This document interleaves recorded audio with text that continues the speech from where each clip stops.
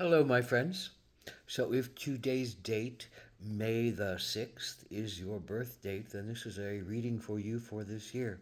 It's a three card pull, a general energy card for the year, a challenge you might face in this year, and an action to take to keep you in balance. So, the general energy card for you for this year is the ring. And the ring talks in a lot of different circles, as it were. It's the micro and the macro. It's from the ring you put on the finger to the ring of connection that is your community, your family, your world, your humanity, and the cyclical nature of things that come back to us, which is everything. Everything is revisited, everything is in a cycle. Our growth is in a cycle. Old problems come back to show us and to ask us how far we've come in becoming peaceful and becoming at ease and in becoming authentic with ourselves.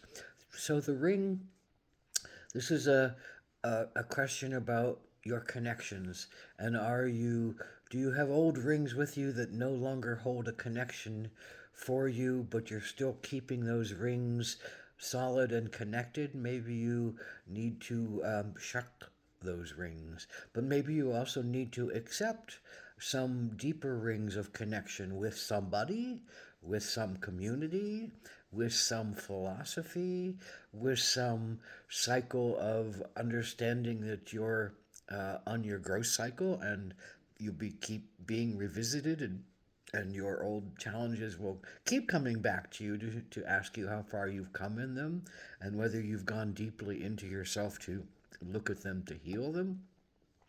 So the ring is asking you to look deeply at your connections and ascertain whether they are for the highest good of you and others and humanity, or whether they're just something that is keeping you bound to them, where they are in control of you, whatever that is, or whether you are in control of that and working mutually with others, someone else or other peoples, in order to create something that you really wish to create. So it's about looking at intention and looking at connections and really being clear about what you want in your orbit, who you want in your orbit, what your orbit you want to be, and how calmly can you face your orbit and remember that this will just cycle through.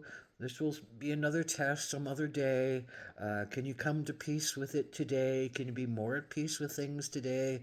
Can you trust that you're growing in the right way, and that you're okay in everything that you do, and you're doing the work, and you're facing yourself, and you're moving through and moving beyond, but you're going to keep facing the questions of how far are you and who are you until you come to a place of a good place with things.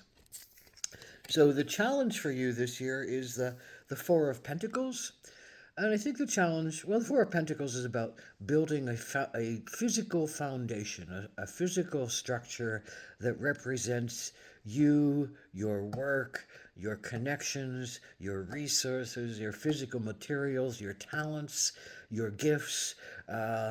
Pentacles is often about really working diligently to make something happen that you really want on a physical level in the world. Maybe it's finances, maybe it's a house and a home, maybe it's just a sense of yourself as being solid and talented and complete, and that you're just working to build yourself up, and you're studying more of what you can do, and you put yourself into the middle of different occupations, and physical occupations in particular for pentacles.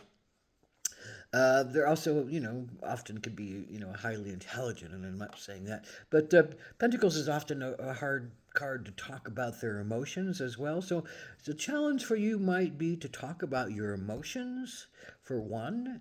The challenge might be for you to build something while you might still be facing some kind of old connection that is challenging you. That ring card in the first episode came up comes up as maybe somebody wants you to do something and it's diverting your attention, or it's making you question your commitment, or it's making you sense, what is this ring of power that I'm creating here? What is this physical reality of a home that I'm creating here? And am I really doing this out of love, or am I doing this out of someone else's need and necessity and power over? So it's could be a challenging energy that says maybe you have to not push so hard to build what you're doing, or maybe you have to be really committed to doing what you feel and in your body is right for you to do, but you have to work through your distrust, and you have to work through your pain, and you have to work through your old trauma.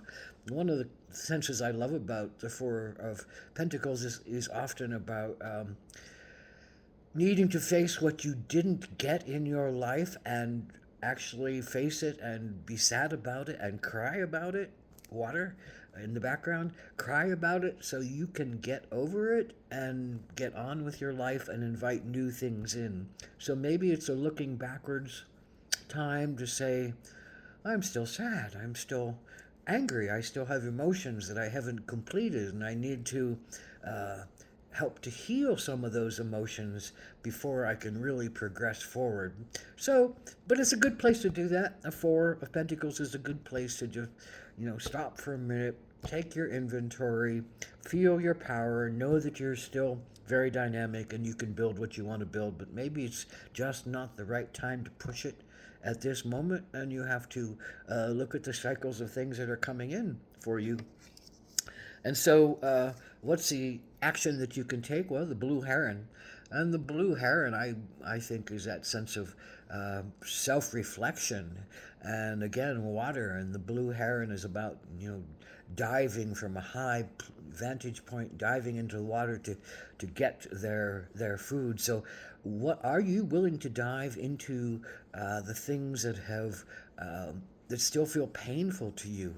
Are you willing to be reflective, self reflective against the waters of yourself and your life and your beingness? Are you willing to do some healing work? And that's what the blue heron, I think, talks about: being graceful, allowing yourself to dive deeply into your old pains and dramas and traumas, and to look at them with a cold eye, an eye that's really understanding of, you don't have to be quite so emotionally involved with the stuff that's happening. You just have to make cleaner and clearer decisions about how you want them to affect you, and whether you're going to let them affect you anymore. You're going to look at your rings of connection and your rings of obligation and your rings of containment that hold you, and say, do I need these rings anymore? Do I have to be bound by this fear? Do I have to be bound by this guilt or this shame? Do I have to be bound by this grief that never leaves me and that I can't seem to get through, and won't let anything or anyone new in that I may love and honor and respect in wider ways? So this is a really self-reflective year, with a lot of potentials for building what you want to build. But it might, kind of be in spurts, and it might say, take a break so you can look at yourself and go on a retreat, and don't work so hard. Go on a retreat, take a little time for yourself, and make the ring about your ring to yourself. Put a ring on your own finger saying, I commit to my well-being, I commit to my growth, I commit to my deepening understandings of humanitarianism, of love, of compassion, of self-growth, of self-acceptance, and of authenticity. And I'm willing to dive into it and heal it, and let go of some of the stuff that no longer really serves me. So blessed be this year of the ring and the Four of Pentacles and the blue heron. It's a magical year, as all years are magical if you let them be. So congratulations, have a powerful year.